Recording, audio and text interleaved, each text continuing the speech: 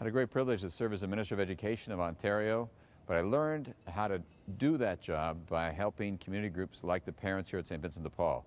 As a member of the opposition, as critic, we worked with parents to make sure that good neighborhood schools like St. Vincent de Paul didn't get closed as they were threatened to do under the Harris government. We had to work for weeks and actually months to persuade people, but finally we got this school to stay open.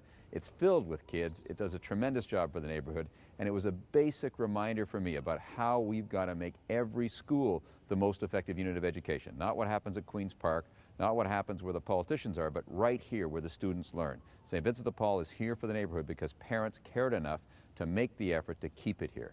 So I met Gerard Kennedy when Mike Harris was undermining everything that we believed in Ontario, and he has always been a fighter for people who are living on the margins, for people who believe in social services, for people who believe in a strong community.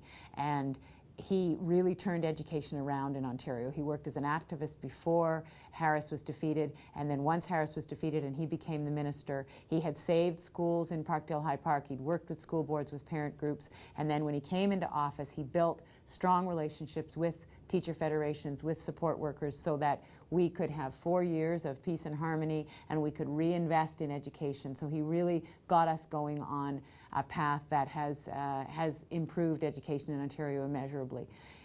He's worked at the provincial level, but he's worked in the community to help people who are living in poverty, whether it's on food bank issues or whether it's creating town hall situations where people can come and talk about their issues. And he always brought those voices to government. He always brought those voices from the community into government, and that's an extremely important part of his legacy.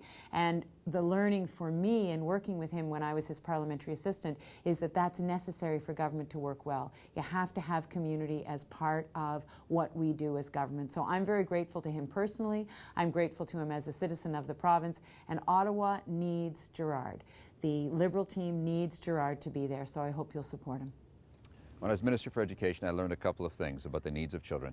It makes so much sense for us to start in the early years. If we can unlock the potential of kids when they're 3 and 4 years old, and we can find out about their challenges, we can not only help them at the time when it's most beneficial for them, we can save money for the system. It's time to have a national child care plan, and the new Liberal government will bring forward 165,000 spaces. What that means is about a third more spaces right here in Ontario, right here in our neighborhoods in Parkdale High Park, where they're really needed, where parents are having to scramble to get care for their kids, and what they want for their children is not just care, but good early years education, and we'll bring that.